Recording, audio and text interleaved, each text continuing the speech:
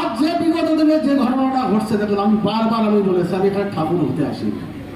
যারা বিজেপির কার্যকর্তা অনেক আজকে আসার কথা ছিল, আসতে পারেননি, তাদের ভয় পাওয়ার কোনো কারণ নেই। আমি তৃণমূলের মন্ত্রী নই, আমি বিজেপির মন্ত্রী। আমি তৃণমূলের মন্ত্রী, আমি বিজেপির মন্ত্রী।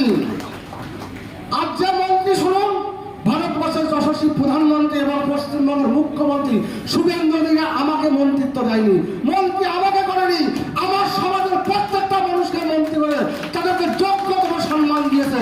যে মতুয়াদের ভিতর থেকে মন্ত্রিত্ব করতে গেলে অশোক কীর্তনকে করতে হবে। তারা আমার ভিতর কি দেখেছে আমি জানি না, তারা আমার ভিতরে কি দেখেছেন এই মহান নেতৃত্ববৃন্দ আমি জানি না। তবে এটা আপনাদের কাছে আমি প্রতিজ্ঞাবদ্ধ, কোন উদ্বাস্তু মতুয়া বা হিন্দু সম্প্রদায় কারোর প্রতি যদি কোনো সমস্যা হয় কখনো আমাকে জানাবেন। আমার মোবাইল নাম্বার দেওয়া আছে ফেসবুকে, সেখান থেকে আপনারা মেসেজ করে দেবেন আমাকে। দয়া করে কেউ ফোন করবেন না। আর বিশেষ করে মতুয়াদের একটা বার্তা আমি দিয়ে যাবো, মতুয়ারা আমার হৃদয়ে ছিল, মতুয়ারা আমার হৃদয়ে আছে, মতুয়ারা আমার হৃদয়ে থাকবে। কিন্তু আমি কিন্তু মন্ত্রী, পশ্চিমবঙ্গের 11 কোটি মানুষের মন্ত্রী, এটা মাথায় আপনাদেরকে রাখতে হবে। মনটা আপনারা বড় করবেন, মনটা কিন্তু আপনারা বড় করবেন। শুধু এইটুকু বললাম, কারণ আমাকে মন্ত্রিত্ব শুধু মন্ত্রী হিসেবে করা হয়নি, আমাকে মন্ত্রিত্ব করা হয়েছে 11 কোটি মানুষের জন্য। আর আশীর্বাদ রাখবেন আমি যেন সঠিকভাবে আমার কার্যকালটা, মন্ত্রিত্বের কার্যকালটা নিষ্কলঙ্ক ভাবে কাটিয়ে দিতে পারি। এই সমাজের মুখটা যাতে উজ্জ্বল থাকে, এই সমাজকে যে অবহেলিত করা হয়, এই সমাজকে বলে মতুয়াদের যোগ্য নেই, মতুয়াদের যোগ্য নয়, সেটা তো আমি প্রমাণ করে দিতে পারি যে মতুয়াদের যোগ্যতা আছে।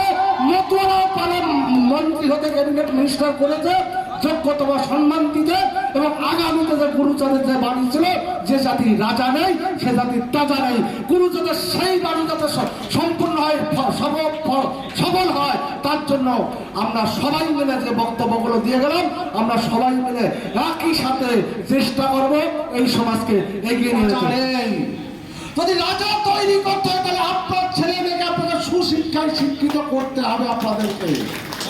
এবং সুশিক্ষায় শুধু শিক্ষিত না, এমন জায়গায় পৌঁছাতে হবে, রাষ্ট্র ব্যবস্থার ক্ষেত্রে আইএস তৈরি করতে হবে আমাদের, আইপিএস তৈরি করতে হবে আমাদের, ডব্লিউবিসিএস তৈরি করতে হবে আমাদের, আইআরএস তৈরি করতে হবে আমাদের, আমাদের এমবিবিএস তৈরি করতে হবে আমাদের, ইঞ্জিনিয়ার তৈরি করতে হবে আমাদেরকে।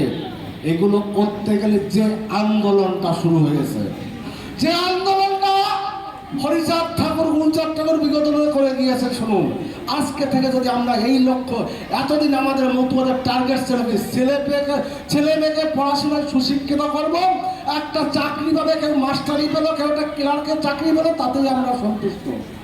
সেই সন্তুষ্টির জায়গায় যদি আমরা থাকি, আমার ঠাকুর গুরুচাঁদের বাণী কিন্তু কখনো সফল হবে না। তাহলে গুরুচাঁদের বাণীকে সফল করতে হলে আমাদেরকে আইএস বানাতে হবে, আইপিএস বানাতে হবে, ডব্লিউবিসিএস বানাতে হবে, ডাক্তার বানাতে হবে, ইঞ্জিনিয়ার বানাতে হবে, যারা সমাজের রাষ্ট্র ব্যবস্থা যারা আমলাতন্ত্র নিয়ন্ত্রণ করেন, আমার সমাজ থেকে আমলাদের পাঠাতে হবে। এবার আপনাদের প্রশ্ন জাগতে পারে যে আমরা আমলা তৈরি করবো কি করে? আমার সমাজ তো এখনো অনেকে আর্থিকভাবে পিছিয়ে আছে। আমার সমাজকে ব্যবহার করে, মতুয়া সমাজকে ব্যবহার করে অনেকে আমরা সুযোগ সুবিধা নিয়েছি, কেউ চাকরি করছি, কেউ ব্যবসা বাণিজ্য করছি, আর্থিকভাবে আমরা বলিয়ান হয়েছি। আমি সবার কাছে হাত পেতে ভিক্ষা চাইতে এসেছি। সমগ্র পশ্চিমবঙ্গে একটাই বার্তা, দেখুন, আমাদের ধর্মীয় আচার আচরণ, আমাদের ঠাকুর বাড়ি আবেগের জায়গা, প্রণাম্য জায়গায়, সেখানে আমরা যাব। আমাদের বাড়িতে মন্দির আছে, সেখানে আমরা পুজো অর্চনা করবো, ধর্মীয় অনুষ্ঠান করব। কিন্তু আমার সমাজ থেকে যদি আমরা আইএস আইপিএস তৈরি করতে পারি, গুরুচাঁদ ঠাকুরের যে বাণী ছিল সেই বাণীটাকে আমরা আগামীতে পূরণ করতে পারবো। এবার আইএস আইপিএস তৈরি করতে গেলে একা আমি অশোক কীর্তনিয়ার দ্বারা কখনোই সম্ভব নয়, একা আমার দ্বারা কখনোই সম্ভব নয়। আপনাদেরকে হাতে হাত মিলাতে হবে, এক একটা এরিয়ায় এক একটা টিউশন সেন্টার খুলতে হবে। যারা আমার সমাজের ডাক্তার আছে, ইঞ্জিনিয়ার আছে, যারা ডব্লিউবিসিএস পড়েছে তাদের ডব্লিউবিসিএস ট্রেনিং দেওয়া হবে। যে ইউপিএসসি পরীক্ষা যেগুলো আছে, যে পাবলিক পাবলিক সার্ভিস কমিশনের যেসব পরীক্ষা হয় সেইগুলো তাদেরকে ট্রেনিং দেওয়া হবে। তাই তাদের কাছে বার্তা আমার, বিশেষ করে বাগদা অঞ্চলে আমার সমাজের অনেকে উচ্চ আসনে স্থাপিত হয়ে আছে। আজকে এই হেলেন্সা স্কুলেরই অনেক ছাত্র আজকে WBCS আছে, IRS আছে। তাই তাদের কাছে আমি বার্তা দিতে এসেছি, আপনারা এই জায়গাগুলো তৈরি করুন। আন্দোলন শুরু হয়েছে, আজকে যদি আমরা আন্দোলন করতে পারি, রাষ্ট্রযন্ত্র কখনোই সহজে সবকিছু ছেড়ে দেয় না, ক্ষমতা ছিনিয়ে নিতে হয়।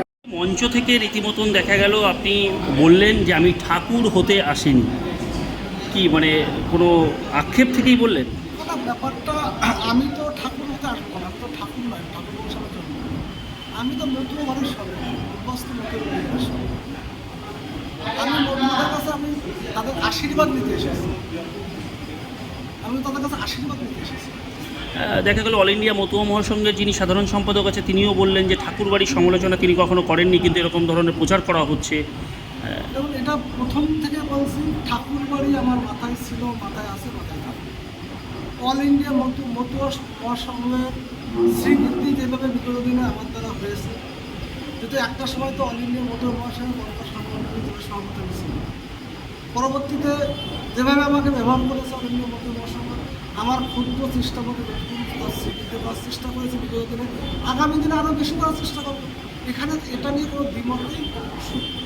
এটা নিয়ে কি কোনো দ্বিধাগ্রস্ত অবস্থান রয়েছে? না, এটা আমি সেটা নেই তেমন। এবং মতুয়াদের স্বার্থে রীতিমতন আপনি বললেন যে আগামীতে WBCS, IAS, IPS গড়বার জন্য ট্রেনিং সেন্টার করা হবে। এটা কি উদ্যোগ? মানে দেখুন, আমাদের ঠাকুর গুলজার ঠাকুর বলেছিলেন, যে জাতিকে আদরে সে জাতি তাদের। একটা সমাজ তখনই উন্নতি সাধা তৈরি করতে হবে, তখনই রাষ্ট্র ক্ষমতাটা দখল করতে পারবে সেই জাতিটা, যখন সেই সমাজ থেকে IAS হবে, IPS হবে, WBCS হবে, ডাক্তার হবে, ইঞ্জিনিয়ার হবে, IRS অফিসার হবে, তখনই সে আমলাতন্ত্র পরিচালনা করতে পারবো, তারা সেই সমাজ তখনই এগিয়ে যাবে। সেক্ষেত্রে কি আগামীতে এরকম আপনি বললেন রাজ্য জুড়ে এরকম ট্রেনিং সেন্টার করা? রাজ্য জুড়ে না, সারা ভারতবর্ষ জুড়ে আমি চেষ্টা করবো। মতুরা আমার সাথ দেন, ডাউন করো, মতুরা যদি আমাকে সাথ দেন, আমি সর্বদা চেষ্টা করবো আমার শেষ রক্তবিন্দুতে এই প্রোগ্রামটা করে দেওয়ার চেষ্টা করবো।